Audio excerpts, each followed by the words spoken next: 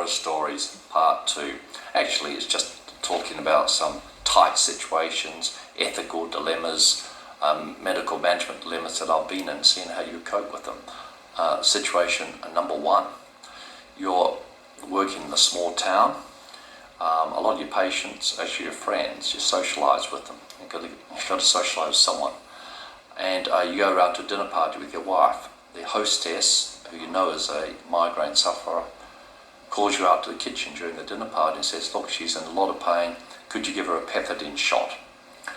Well, you know, there's a bit of a history of abuse here, pethidine, so you refuse to give it. Your wife comes and speaks to you, you're disrupting the whole dinner party, it's a bit of a social catastrophe. So, what do? What do you think? Well, I refuse to give it to her. I mean, the medical authorities, medical boards take a rather dim view of you dishing out narcotics without a good reason to do so. But the downside was I completely ruined the evening for everyone. My ex-wife was very angry with me, as were the other guests. But what could I do? Next situation, you're working in a very busy ski injury clinic. You know, there's people all around, you've broken legs, dislocated shoulders, you've just come in from resuscitating someone in the car park. And then you look across that reception and you notice there's a rather well-dressed, reserved, gently spoken man, middle-aged. And something clicks, you know something's a bit odd here. And you put your ear to it and you realise that this is a middle-aged barrister who wants to commit suicide. And this is his last desperate clutch at life or help to come in and get some help. So here you are, what are you going to do? My God, you're surrounded by saving all this life, and now you know that this is going to involve a lot of your time, spending time, counselling, but it'd be much easier just to commit the patient. That means you're allowed to put them to a psychiatric facility for 24, 36 hours, get the police to take them away. But you know, that's rather heavy-handed for such a person in such a situation. So what would you do? Yeah, I agree actually. I just tried to reorganise my day as much as I could.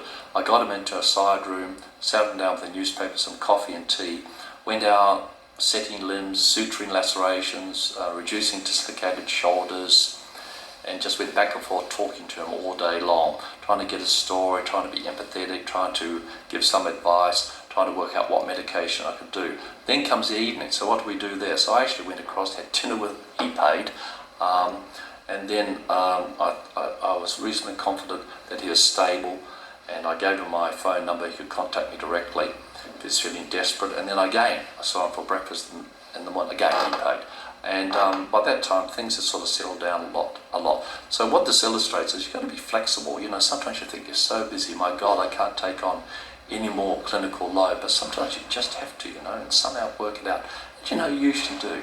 You know, doctors have about 100, 200 important decisions to make a week. Lawyers about 5 or 10, most other people 1 or less. But you know, it's amazing how you actually cope, and you actually make good decisions and you do well. Third case, you're a young trainee, you're in a consulting room with the senior consultant. He's an examiner, he can have a lot of sway with your career, he can determine which jobs you get, all this sort of thing, you know. And then he enters into an argument with the patient. Patient's got a problem with her ankle, something's happened. He's had a big argument, he's used some 4-letter words, sort of threatened the patient away. Then he turns around to you and says, nothing you hear in here will leave these 4 walls. So what do? Wow, this is a bit of a tight situation, isn't it? It could affect your whole career. This guy's got a lot of power, he's pulling levers of power, and cause you a lot of trouble unless you comply. So one way or another, you've got to keep him happy, you've got to obey your ethical duties as a doctor. I know you can be a whistleblower and run and tell all the authorities and be written up in the local newspaper, but sure, you're going to be left high and dry. So this one, you really got to play it sensitively and maybe have a discussion with him later, or another colleague who's similar in status to him. Okay, I hope you enjoyed those cases, and thank you for your interest.